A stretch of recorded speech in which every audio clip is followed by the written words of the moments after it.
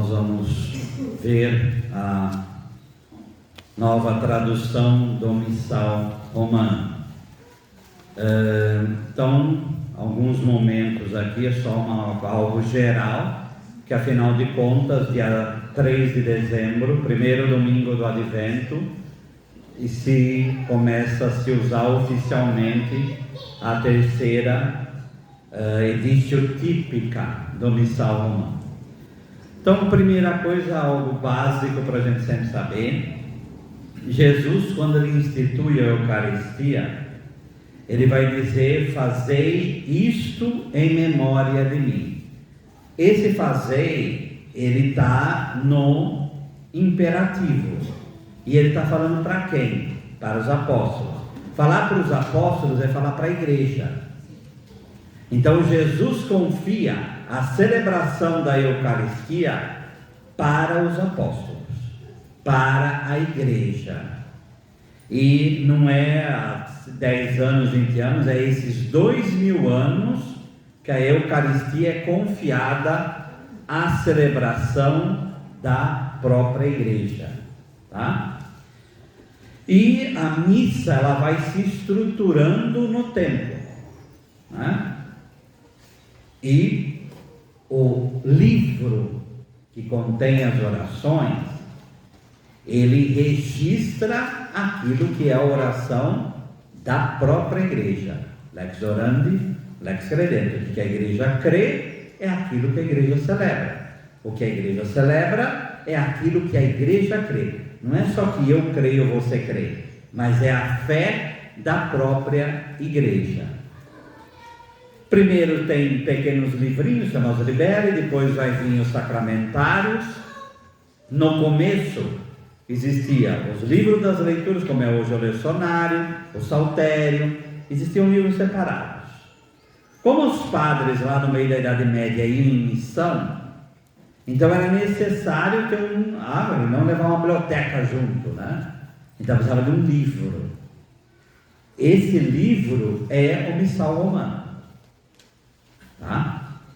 Então lá no meio da Idade Média, quando o famoso Missal de Pio V, que todo mundo fala, né? Missal de Pio V, promulgado em 1570, por que Pio V coloca lá? Esse livro, esse missal, pode ser usado por todos os padres e vai se perpetuar. Por quê? Porque existia uma confusão enorme de várias concessões que foram feitas durante séculos, várias permissões, e existia uma certa confusão litúrgica. E além disso, em 1517, a reforma protestante, que contestava a missa como sacrifício. Então o Papa São Pio V promulga o missal em 1570, estabilizando uma forma de celebrar. Uma forma de celebrar, tá? O latim se consolida, claro que já há muitos anos, mas ali como língua característica e tudo mais. E ali se consolida isso e permanece durante séculos. Quer dizer que permaneceu 400 anos sem mexer? Não. Teve reforma dos Salmos, um pouco antes ali da própria promulgação do missal, teve a reforma das rubricas do Papa São João XXIII, e veio o Concílio Vaticano II. E o Concílio Vaticano II, ele institui depois o Papa São Paulo VI, uma comissão, que é o Concilium aí com S, de fazer com que se implantasse a reforma litúrgica. A reforma litúrgica, qual é o objetivo dela? A participação dos fiéis na Santa Missa. Tomar parte. Tá? Houve muita confusão. O missal foi promulgado em 1970. Houve muita confusão? Houve. Sim. Mas aí é o caminho que vai se fazendo para se chegar nessa terceira edição. Aí no Brasil se traduz a primeira edição, depois já vem em 1975 uma nova, a segunda edício típica do Missal Romano, se traduz novamente, orações são retraduzidas, inclusive até, quem lembra lá atrás, começou assim: tomar e comer e fazer isso em minha memória. Agora vem em memória de mim, quer dizer, para enfatizar que é a própria pessoa do Cristo, e por aí vai, tá? Então muita confusão teve na implantação da reforma, tá? Mas o Papa São João Paulo II tomou a frente disso e foi realizando e prolongando a implantação da reforma, que começou com São Paulo VI. Na década de 90, então teve 5 documentos para implantar a reforma litúrgica. O 5º documento chama Liturgiam Authenticam. E nesse documento, São João Paulo II coloca o quê? Que houvesse a 3ª edição típica, porque aí se reforma a 3ª edição, como nós vamos ver, que é essa que nós vamos ter hoje, e se pede algo assim, que a tradução fosse feita mais correspondente ao latim. Porque houve numa primeira tradução, uma tradução às vezes muito corrida, muita supressão, muita adaptação, muita abreviação, que tirava um pouco do critério ali. E foram 22 anos para se traduzir o Missal Romano, que é essa missão que vem vindo aí, tá? Então esse trabalho todo foi feito para chegar nessa tradução que nós estamos chegando aí, tá? Que vai começar a ser implantado oficialmente dia 3 de dezembro. Muita coisa foi traduzida, mas também não mudou tudo, obviamente, mas algumas coisas que a gente quer pontuar que mudou, né? E que ajudar a nós a celebrar melhor a Santa Missa. Em primeiro lugar, o missal agora é um pouco maior, né? A folha também, ela é mais grossa, isso facilita a vida. Na estrutura do missal, então o que era antes, é que vocês não têm o missal na mão, mas antes, por exemplo, no tempo do Advento, existia formulários para terça, quarta, quinta e sexta das 4 semanas. Agora vai ter um formulário todo dia, né? Todo dia, para cada dia da própria semana do Advento, tá? Missa de Vigília da Epifania, a missa de Vigília de Pentecostes agora está plena no próprio missal. Outros prefácios foram enriquecidos, tá? Existe agora a possibilidade, as orações eucarísticas foram retraduzidas, não é totalmente, porque muita coisa estava certa, mas principalmente a oração eucarística primeira, que certas palavras tinham desaparecido, elas voltam, tá? E aí agora a tradução da oração eucarística primeira, ela é muito correspondente àquilo que é a missa em latim, tá? Tanto que a conclusão das orações, como era antes, por nosso Senhor Jesus Cristo, vosso Filho, que é Deus convosco, na unidade do Espírito Santo, que convosco reina por todos os séculos dos séculos, amém, retorna, né? Que é aquela forma mais completa de encerrar a oração coleta, tá?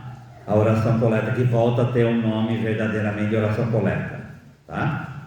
Então, prefácios como Domingo, Tempo Comum 10, prefácio para matrimônio, missas da Bem-aventurada Virgem Maria 3, 4, 5, mártires 2, porque antes tinha mais de um mártir, só tinha para um, ou se colocava tudo no plural, ou não se conseguia. Então se adaptou com relação a isso. Vou colocar o nome de São José, como já sabem algumas na oração 2, 3, 4, tá? A mudança no ato penitencial, voltar por minha culpa, minha máxima culpa, bater 3 vezes no peito, né?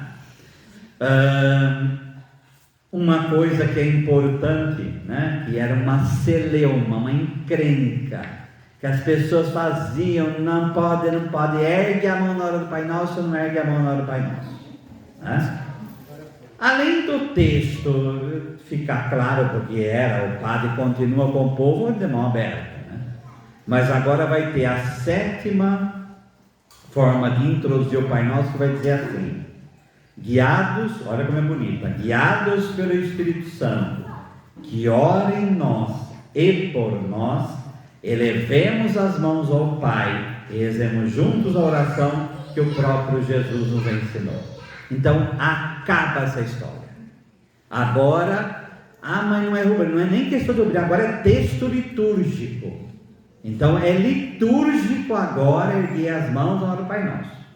Então acaba essa celeuma de uma vez por todas, tá? Vem só ouvir essa oração aí também. Oi? Mas é. O Espírito que ora em nós. É muito bonito, né? É muito bonito.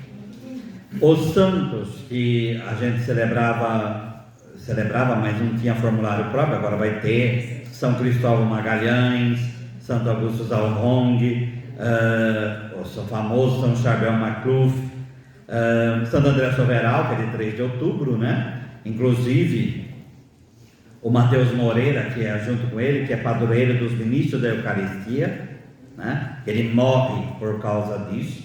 Santa Dulce Lopes Pontes, né? Santa Dulce dos Pobres, Santo Antônio Santana Galvão, então o formulário dele dentro da missa, tá?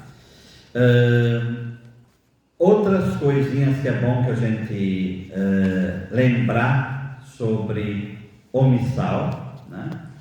Que é bom a gente ter, porque também a instrução geral, que foi a maior mudança, foi a tradução da instrução geral do missal romano, que já desde 2008 já tinha sido traduzida, né? E é que agora, né, oficialmente entra em prática com o novo missal, tá? Por exemplo, coisas aí para a gente lembrar, né? O canto do Glória e o canto do Pai Nosso, quando se canta o Pai Nosso, não se pode mexer nos textos, tá? Então tem que respeitar o texto como ele é. Então não pode ficar alterando o texto. Os nossos glórias que a gente canta, eles são litúrgicos, tá? Porque respeita o texto litúrgico, tá? Fica claro que a absolvição do ato penitencial, o Padre de mãos unidas, porque ele pede, Senhor, que Deus Todo-Poderoso tenha compaixão de nós. Então não tem força de sacramento o ato penitencial, tá? A disposição da igreja, ela tem que ser mantida como é aqui. E, por exemplo, a toalha, ela tem que ser branca.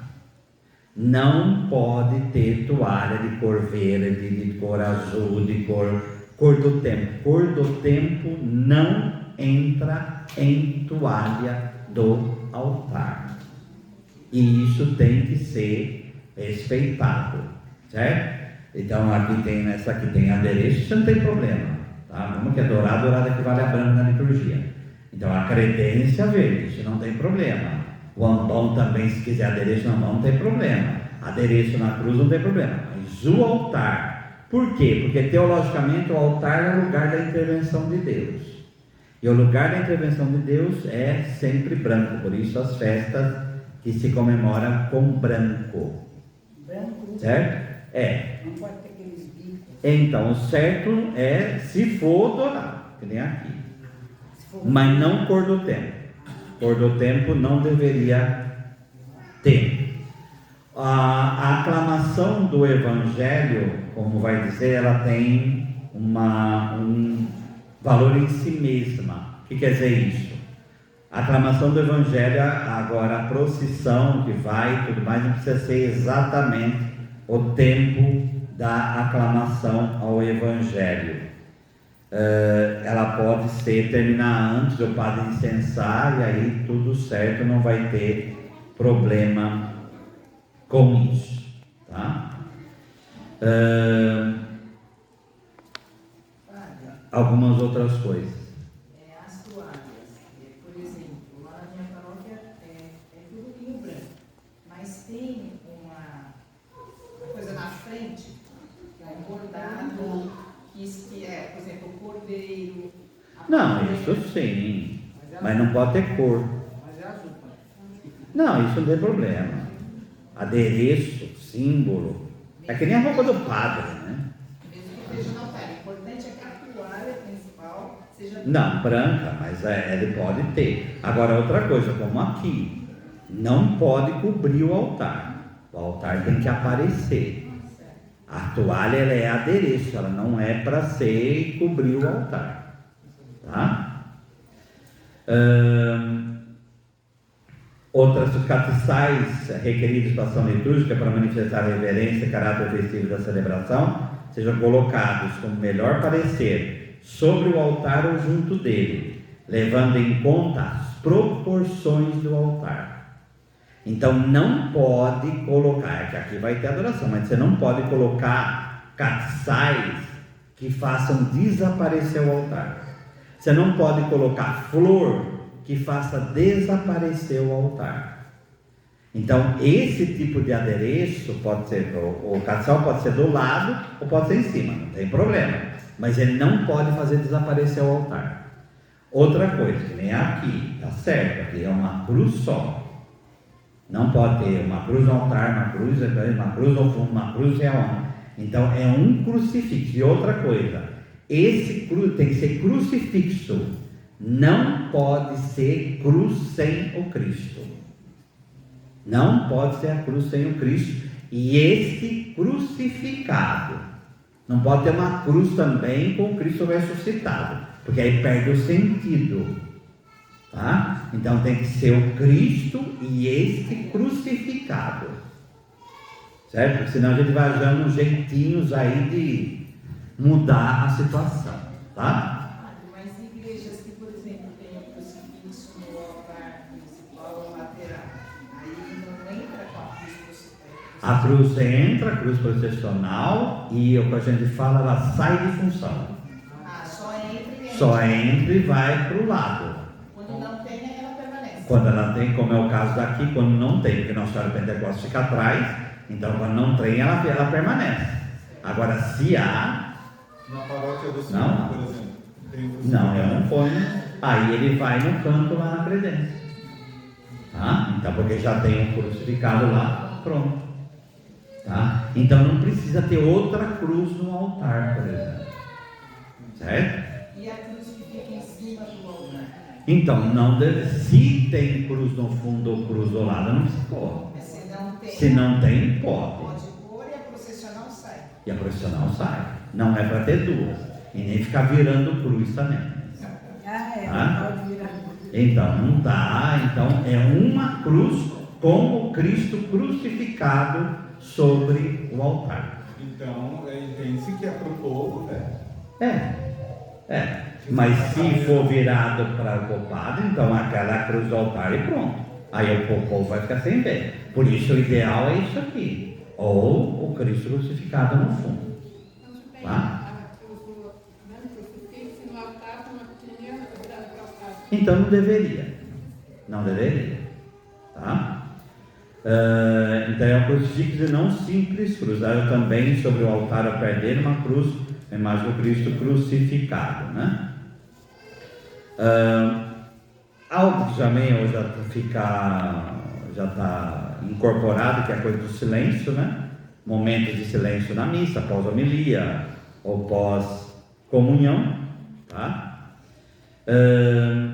Comunhão na boca ou na mão é direito do fiel escolher o que ele quer, certo? Se ele quer na mão, é na mão. Se ele quer na boca, só que ele indica pela posição do corpo aquilo que ele quer. Uma das coisas que mais mudou nessa tradução, porque é próprio do Brasil, que é responder dentro da celebração eucarística, são as respostas.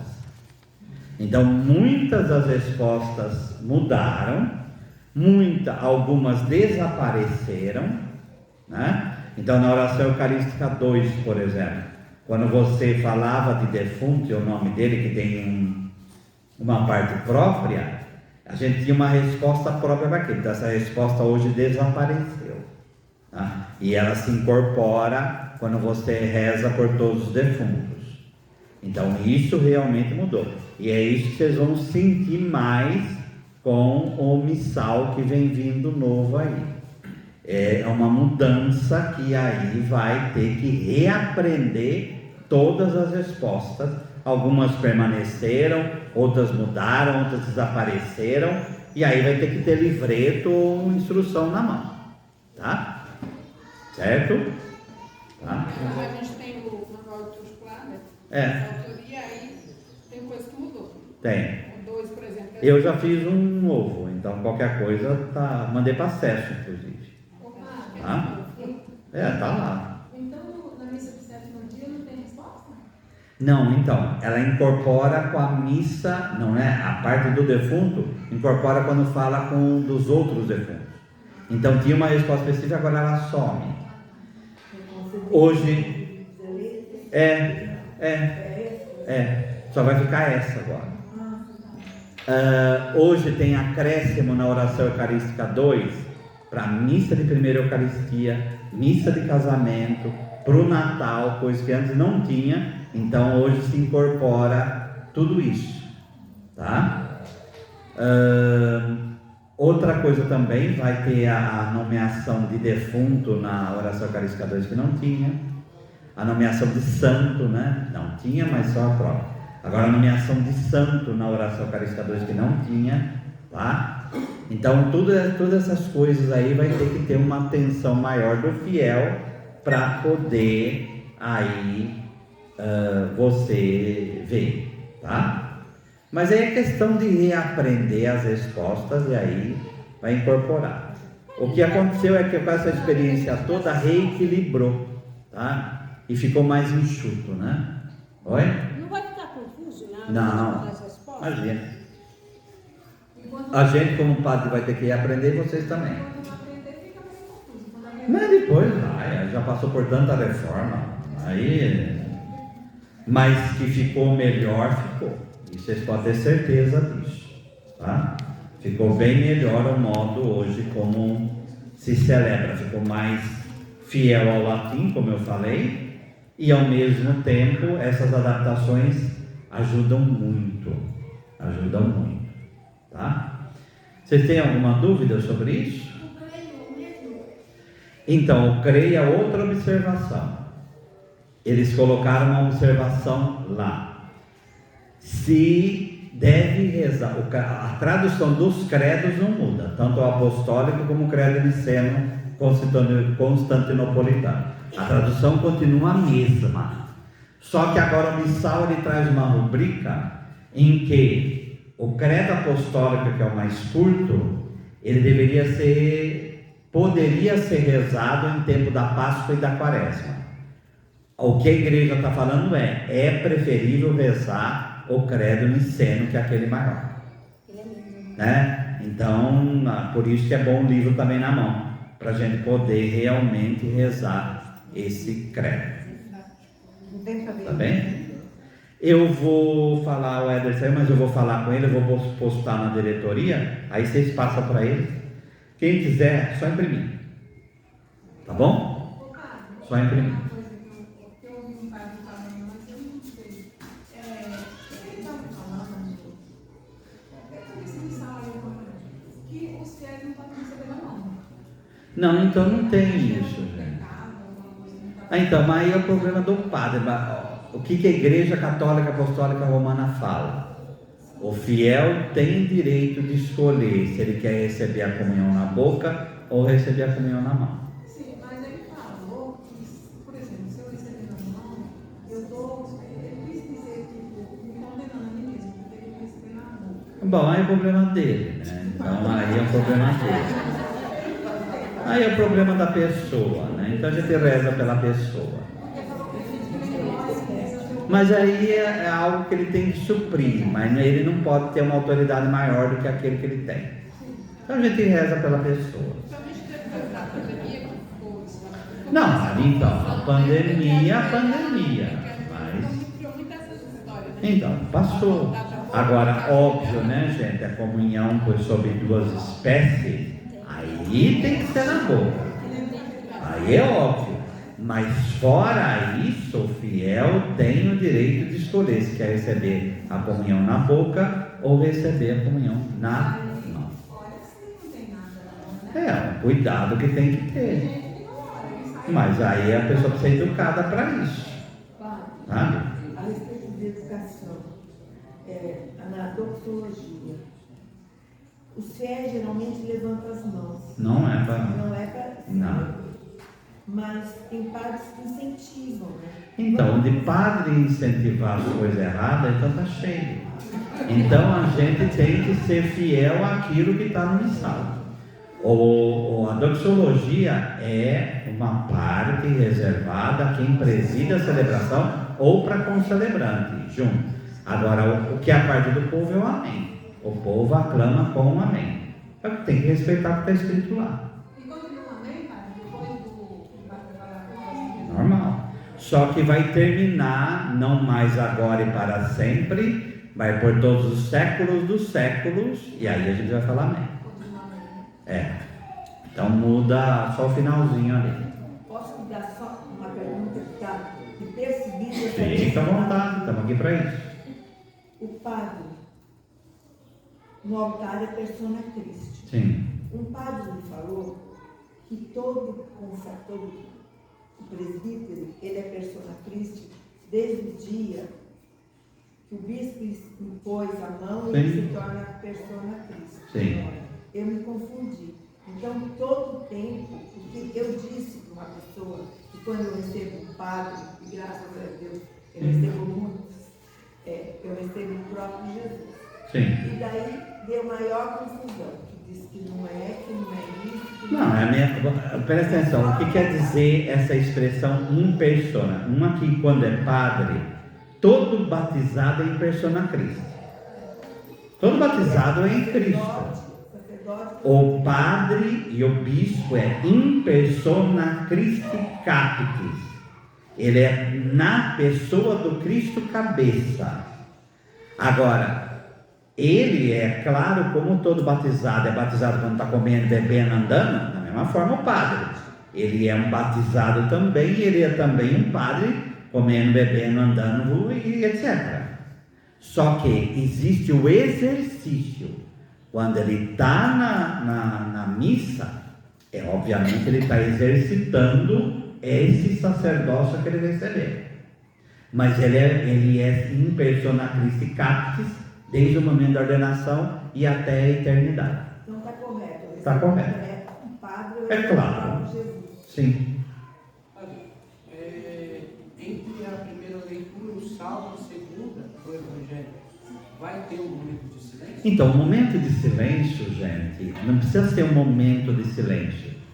É ter aquele vagar entre uma pessoa subir e a outra. Isso daí já é um momento de silêncio, mesmo se for 10 segundos. O que não pode é fazer uma liturgia atropelada. Isso que não deve ser feito. Tá? Então, esse vagar deve fazer parte da liturgia. É porque eu vi um amigo meu participou da formação e ele me passou que vai ter pelo menos 1 minuto. Não tem tempo. É que nem quando a gente faz depois da homilia, não fica com o relógio ali, sabe? Nem depois da comunhão. A gente vê o discernimento, tá? Mas não precisa ser 1 minuto, isso não tem. O próprio decorrer ali, a educação litúrgica do povo vai mostrar como tem que ser esse silêncio após a leitura. Tá bem? Só mais uma dúvida. Tinha também uma outra polêmica, não lembro em qual era falar fazer isso por memória de muitos. Tem alguma tradução diferente? Então, a questão do muitos e do todos ali,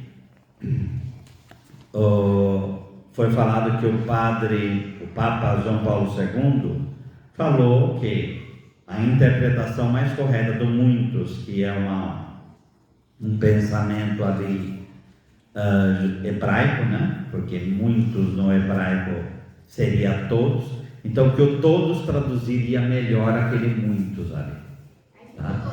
Ficou todos, ou todos continuam, tá?